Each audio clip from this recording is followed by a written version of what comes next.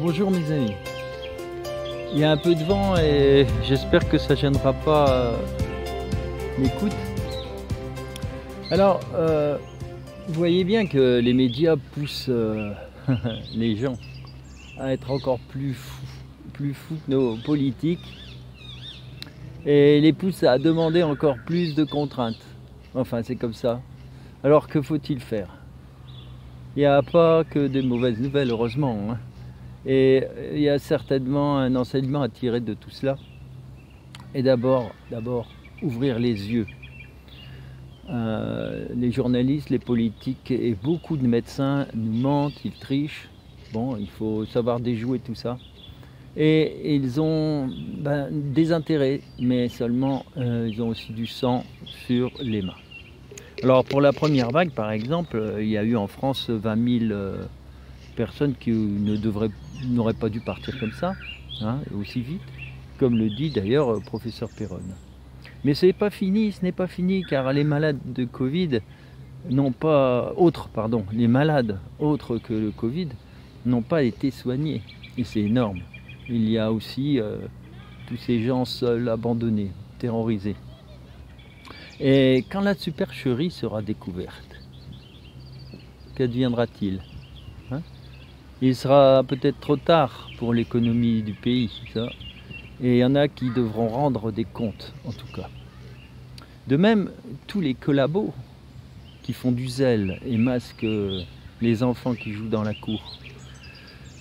On y est, la peur ou l'amour, c'est là le choix. Le choix. Alors l'amour est un travail de chaque jour, évidemment, qui demande d'agir en conscience, d'ouvrir les yeux, d'oser parler. Ce qui se passe au plus profond de la vie, eh bien, il faut l'écouter. Ouvrir les yeux, oser parler, écouter. C'est être libre, courageux, digne. Le pouvoir profond a inversé depuis des années les valeurs.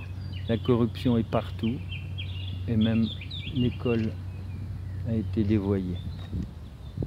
Sachez que le petit bout de chiffon qui cache votre sourire et ruine votre respiration est en fait devenu le drapeau d'une idéologie toxique.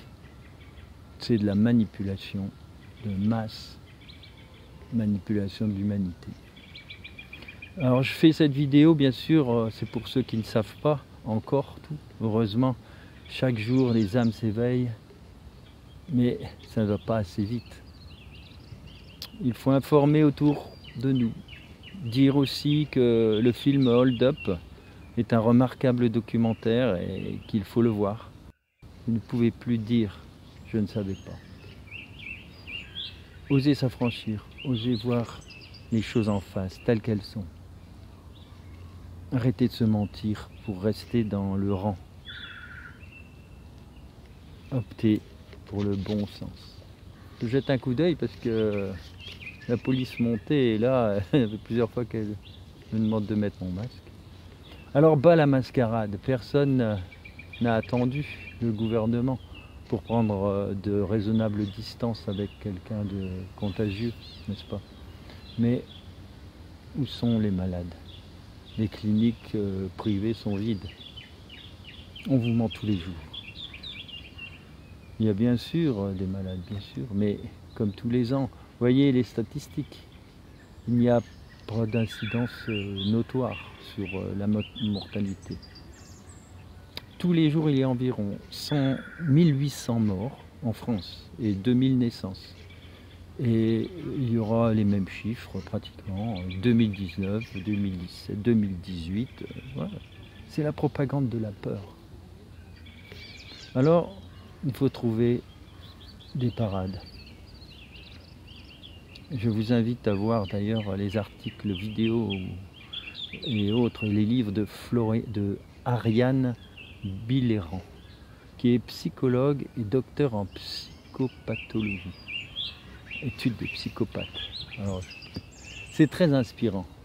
Alors que pouvons-nous faire en attendant que leur château de cartes s'écroule comme aux États-Unis? Alors, d'abord, retrouver nos vraies marques, nos repères.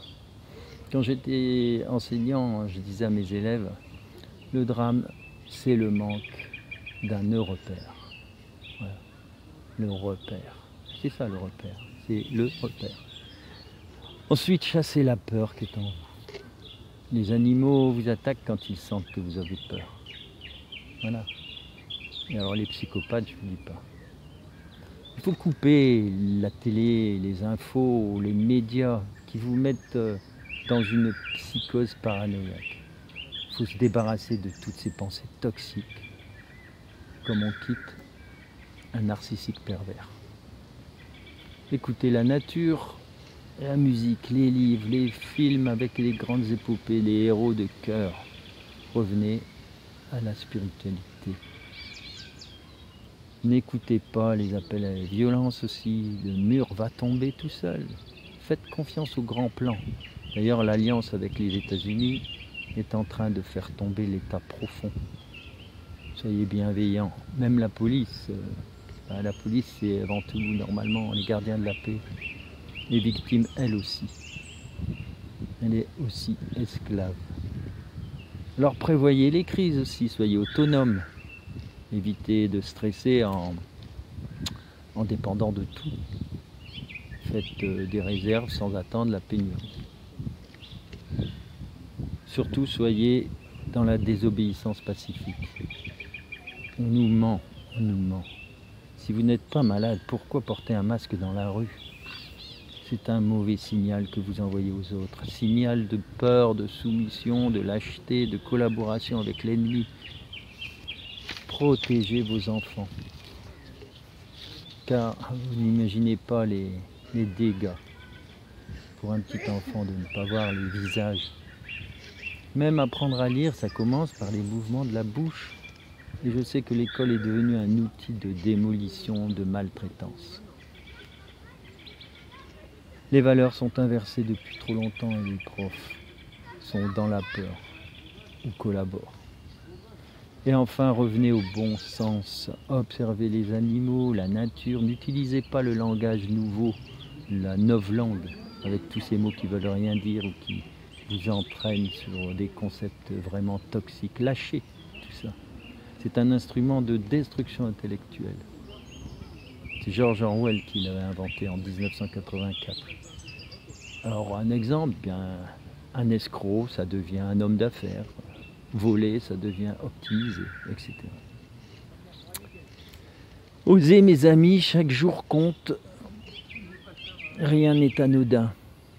Et surtout, souriez, car c'est l'humain qui va gagner. Oui, c'est l'humain qui va gagner. Souriez et chassez la peur. La peur du gendarme. Parce qu'il n'y en a pas tous les coins de rue, comme on voudrait vous faire croire. Merci, à bientôt mes amis.